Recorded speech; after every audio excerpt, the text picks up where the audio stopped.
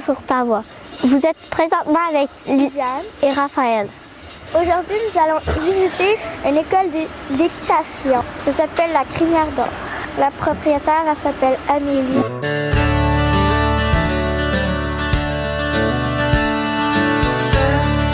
Puis aussi, Amélie, on va te poser quelques questions. OK, oui. Depuis combien de temps donnez-vous des cours d'équitation? Je donne des cours depuis que j'ai 18 ans. Donc, ça va faire déjà presque 15 ans que je donne des cours. Avez-vous des nouveaux projets pour le site? Des nouveaux projets, ça, on en a tout le temps ici parce que ça fait pas longtemps que j'ai acheté le terrain. Donc, on est en développement. Donc, les prochains projets qu'on a, c'est de faire des camps de jour pour cet été. Ça, c'est le plus rapproché.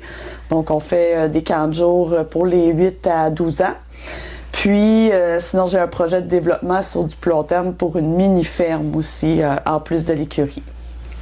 Pensez-vous que vous rendez des enfants heureux en faisant ce que vous faites? Ben j'espère. En tout cas, la plupart qui viennent, ils ont l'air d'être très contents. Puis ceux qui aiment moins ça, ben ils reviennent pas. Tu sais, ça c'est pas pour eux autres. Mais ceux qui continuent puis qui viennent, la plupart du temps, ou les fêtes d'enfants, c'est parce que les jeunes ils ont de l'intérêt. Fait que la plupart du temps, oui, je pense qu'ils sont assez contents de repartir d'ici là. Aimeriez-vous ajouter des activités de plus pour le centre? Des activités, les activités que j'aimerais développer sur du plus long terme, on appelle ça du trek, la technique de randonnée équestre de compétition.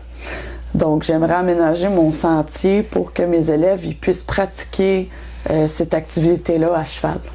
Aimeriez-vous acheter d'autres chevaux ou poneys? Pour l'école. Oui, pour l'école. Ouais. Dans le fond, moi, je veux pas grossir trop une grosse grosseur. Je veux pas aller comme un gros poney club. Donc, je veux me tenir autour d'une dizaine de chevaux là, pour les cours. Est-ce que les chevaux ont des caractères différents? Oui, c'est comme les humains. Ils ont toute leur personnalité, ils ont tout leur caractère. Puis même quand je donne des cours, il faut que je prenne en considération le caractère du cheval, vs le caractère de la personne pour que ça fasse une bonne équipe pour que l'élève puisse bien apprendre avec le cheval que je lui donne pour le cours. Si je vois que c'est des moins bons couples, ben je vais changer de chevaux des fois pour aider la personne, pour justement que les personnalités marchent plus. Donc oui, ils ont vraiment différentes personnalités là. Est-ce que vous pouvez nous présenter les personnalités de chaque cheval? Oui, on peut faire ça. Ici, on a Rose. Rose, c'est une jument d'environ là, entre 25 à 27 ans. C'est une vieille jument, donc c'est elle est très posée en général, mais elle est très énergique quand on monte dessus. Donc, elle a encore à revendre, même si elle est vieille. Quand on monte dessus, c'est une jument qui est très travaillante, mais qui est très, très douce puis qui aime beaucoup, beaucoup le contact avec les jeunes. Donc, je l'utilise aussi pour les fêtes d'enfants. Ici, on a Easy. Ça, c'est le cheval d'une pensionnaire. Elle aime beaucoup le contact, puis c'est une petite énergétique qui a beaucoup de jus à revendre, très intelligente. Ça, c'est une jument qui est entraînée pour faire des compétitions de performance en plaisance. Donc, c'est un cheval qui a beaucoup de jus à revendre. Elle a 10 ans, donc pas trop vieux non plus. Puis, c'est ça. C'est une jument qui en a beaucoup à donner. Je me demandais, est-ce qu'elle joue souvent avec la clôture puis elle mange souvent les chevaux, ils font souvent ça. Je pense qu'elle aime ça, manger le bois. Ouais, ben ça, ils s'occupent là, bien souvent. Puis ils aiment ça, mettre des choses dans leur bouche. La bouche, c'est comme leur main pour eux autres. Fait qu'ils explorent avec ça. C'est ici, c'est Xentos. Il a une personnalité très joueuse. C'est un adolescent, c'est un éternel adolescent, même s'il a 15 ans. C'est un cheval qui va être très tranquille en général. Il n'a pas peur de grand-chose. Donc, les gens qui sont plus nerveux en commençant, ou les grandes personnes, ceux les plus grands, des fois, les messieurs sont plus lourds un peu. Je prends mon gros cheval parce qu'il va être plus capable de les soutenir. Puis des personnes plus nerveuses qui ont besoin d'un cheval plus tempéré, ben c'est le cheval parfait pour ça, puis il est très docile. Fait que ça ici, c'est Crick. Crick, lui, je le prends évidemment plus pour les très jeunes enfants.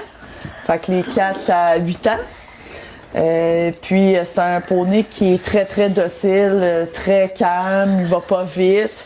Donc, tous les petits là, qui commencent, puis qu'il faut prendre notre temps, puis on apprend à brosser, ils aiment ça se faire brosser, se faire câliner. Fait que les jeunes enfants, c'est parfait. Le poney, il a une belle personnalité pour ça. À quel âge avez-vous commencé l'équitation? Autour de 8 ans. J'ai commencé à faire des petits tours de poney. En laisse, puis après ça, avec le temps, 9-10 ans, ben là, j'étais plus autonome, fait que là, je prenais des cours une fois par semaine. Mes parents m'emmenaient à l'écurie, puis je prenais mes cours une fois par semaine là, avec les poneys de cette école-là, qui était à Saint-Louis-de-France, dans le temps. Est-ce que vous avez déjà travaillé pour d'autres écuries? Oui, enfin, même c'est avant de devenir propriétaire, idéalement, faut passer par là parce qu'on sait qu'est-ce qu'il faut faire. On apprend le métier en travaillant ailleurs. Puis on devient, là, on le sait qu'est-ce qu'on veut puis qu'est-ce qu'on veut pas. Fait qu'il y a des places qu'on voit des choses qu'on aime, puis il y a des places qu'on voit des choses qu'on aime moins. Fait qu'on est capable de se faire une idée de quel genre de santé-caisse qu'on veut quand on veut s'ouvrir un santé-caisse. Quel est l'équipement disponible? L'équipement disponible pour les élèves? Ouais. Ben, mettons que les élèves peuvent emprunter pour aller sur les chevaux. OK, qu'est-ce qu'ils utilisent pour les cours? Ouais. Ben, c'est sûr, dans l'équipement, là, mis à part si on laisse le cheval de côté, là, parce qu'il nous faut un cheval pour faire notre cours. Sur le cheval, on va avoir besoin de mettre une selle. T'sais, nous autres, ici, on fait de l'équitation western. Donc, on a une selle western avec des tapis, une sangle pour tenir la selle, puis une bride pour contrôler le cheval. Sinon, les élèves doivent avoir sur eux autres, ils doivent eux-mêmes fournir leurs vêtements. Donc, ils doivent avoir des bottes appropriées, un casque approprié, puis des vêtements pour monter à cheval, là, des jeans, des chandails appropriés pour monter. Est-ce que vous avez plusieurs activités ici? Plusieurs activités. Ben, l'activité principale, c'est je donne des cours d'équitation western, soit privés ou semi-privés. Mais d'autres activités que les cours, des fois, je fais des randonnées avec mes élèves. Je fais des cours randonnées. Je fais aussi là, du ski joring, souvent l'hiver. C'est pour ceux qui veulent l'essayer. Fait que du ski joring, c'est quoi? C'est on se fait tirer en ski en arrière d'un cheval. Donc, j'offre la possibilité aux élèves d'essayer ça aussi. Sinon, pour l'instant, c'est des activités qui vont être en développement plus tard, mais ça, c'est mes autres activités, mis à part mes cours, là. Comment faites-vous pour différencier les chevaux? Ah, ben, ça, on les connaît. C'est comme quand tu connais ton ami, tu sais à quoi qu'il ressemble. Même si les chevaux se ressemblent, ils ont des caractéristiques propres à eux autres. On apprend à différencier les sortes de visages, même s'ils sont de la même couleur. La grandeur, sont pas tout à fait pareils. Ils ont tout à des petites différences qui font qu'on les connaît. Mais c'est sûr que des gens qui les connaissent pas, des fois, ils peuvent, s'il y en a qui se ressemblent, ils peuvent se tromper entre les deux chevaux. Mais c'est vraiment une question de les côtoyer. Puis avec l'expérience puis le temps, on apprend à voir les différences de morphologie chez les chevaux. Ben, c'était tout pour nos questions. OK. Est-ce qu'on pourrait aller faire un petit tour de l'écurie? Ben oui, certainement, ça va me faire plaisir. Ça va faire plaisir aux chiens aussi. Mes chevaux sont pas nécessairement ferrés. Ils sont nu-pieds, la plupart, parce que je suis dans des surfaces qui sont très... dans le fond, c'est des surfaces qui sont pas dures pour les pieds des chevaux en général ici.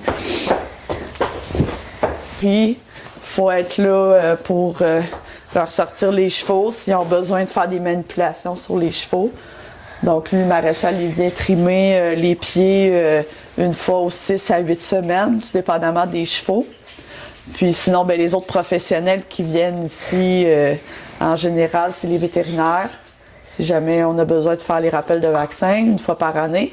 Sinon, on veut les voir le moins souvent possible. Quand notre cheval est malade ou qui s'est fait mal, il y a eux qui viennent. Sinon, il y a les massothérapeutes, les ostéopathes aussi, qui viennent faire des massages aux chevaux pour les aider à bien récupérer dans leur corps. T'es fatigué, oui. Fait que j'ai plusieurs professionnels comme ça qui viennent. Les dentistes aussi, j'ai un dentiste qui vient pour les dents. Les chevaux, vérifier les dents.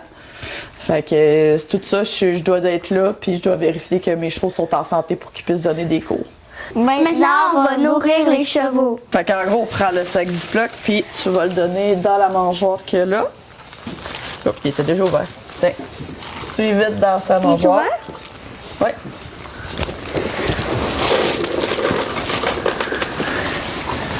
Tiens, ça, tu peux y mettre à terre à bonne.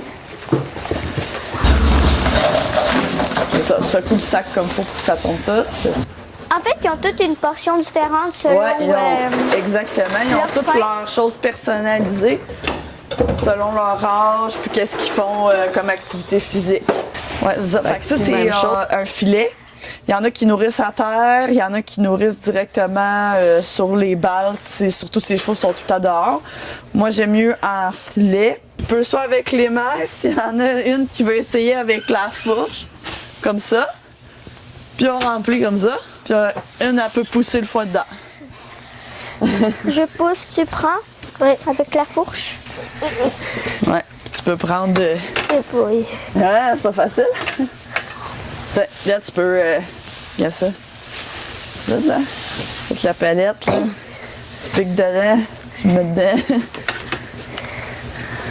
Fait que là, ça... Là, on la porte.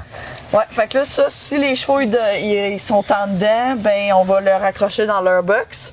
Puis là, quand j'y sors dehors dans la journée, comme là, on va les sortir, ben ça, je vais aller porter ça dans leurs enclos dehors. C'est quoi qu'il est en train de faire en ce moment?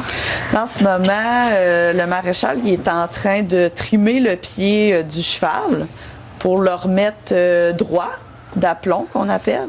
Puis parce que les sabots, ça pousse. Saviez-vous ça? Non. Les sabots des chevaux, ça pousse tout le temps, comme un ongle. Fait que c'est un gros ongle. Les chevaux, ils marchent sur leur ongle. Donc, nous, quand ils sont trop longs, ben on les coupe. Mais eux, c'est important que quand on les coupe, on fait pas ça n'importe comment pour qu'ils puissent bien marcher. Parce que s'ils marchent croche tout le temps, c'est comme si tu avais un soulier qui avait tout le temps un angle croche.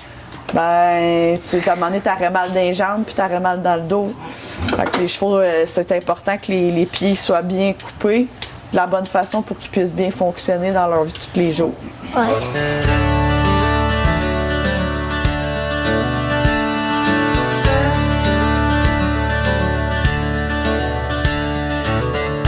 Dust on the saddle. Fait qu'on a un sous-tapis à mettre et un tapis de selle. Donc le sous-tapis, c'est pour protéger le tapis de selle. Fait que ça, c'est comme au sous-vêtement. Puis, je vais le mettre dans ce qu'on appelle le tapis de selle. C'est vraiment pour protéger le dos du cheval de la selle, pour que ça soit plus confortable. Fait que je vais mettre le sous-tapis dedans. Comme ça. Puis, on va mettre sur le dos du cheval. Comme ça. Puis, elle a un releveur qu'on appelle pour que la selle, elle fasse mieux sur son dos. Tiens. Après ça, je vais aller chercher ma selle. Ensuite de ça, je mets la selle. Donc, ça, c'est notre selle western.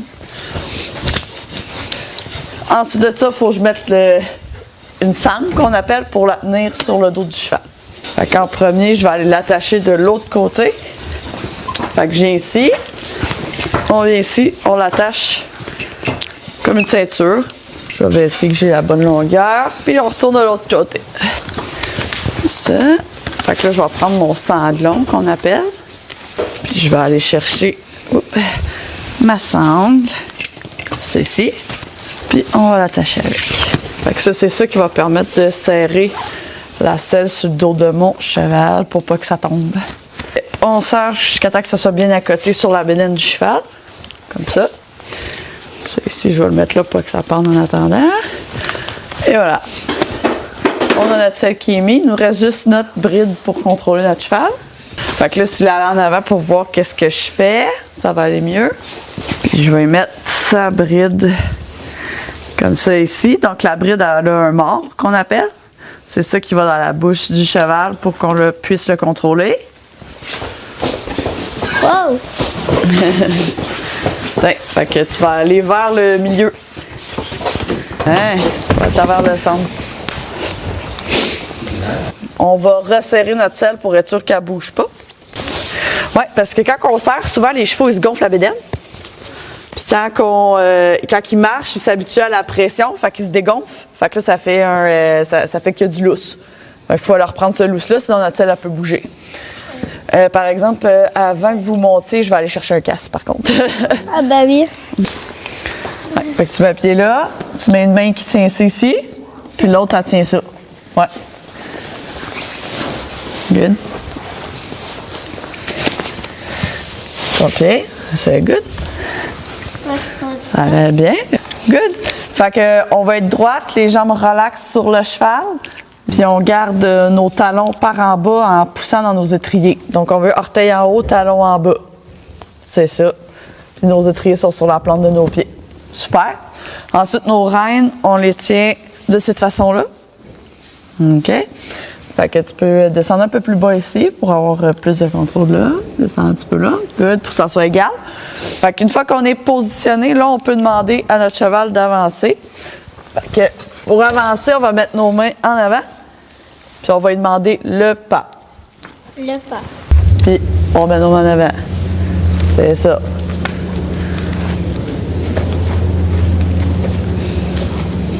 Fait que là, quand on veut demander d'arrêter, on va dire « wow », puis on va tirer vers nous jusqu'à temps que le cheval arrête.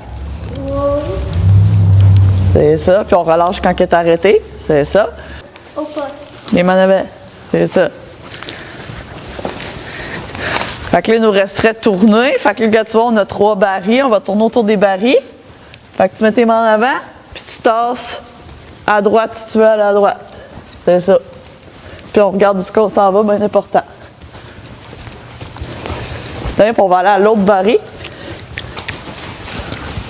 Puis on va aller à l'autre baril là-bas. Mets ce pied-là là-dedans. C'est capable? Hein? Là, tu pousses fort avec cette jambe-là. C'est ça. Good. Puis on rentre l'autre pied. Es-tu capable de te rendre? C'est trop... c'est long un petit peu pour toi. Oui. Pour faire nos petits bouts, ça va être correct. Puis il y a un reculon. Tu viens comment? Back up. C'est ça. Fait que tant que tu calcules, tu restes de même. Puis quand tu veux qu'elle arrête, c'est ça, on met les mains en avant. Super. Fait que là, en ce moment, on a fait du pas. Mais le cheval, il peut aussi faire du trot puis du galop.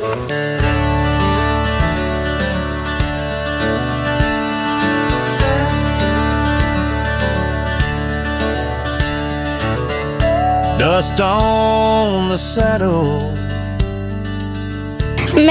Merci de nous avoir fait visiter ton école d'équitation.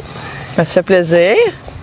Merci de nous avoir permis de faire du cheval et d'en apprendre plus sur les chevals et ton écurie, ton école d'équitation. Ben ça me fait plaisir. Puis si vous voulez revenir, il n'y a pas de problème. On va faire...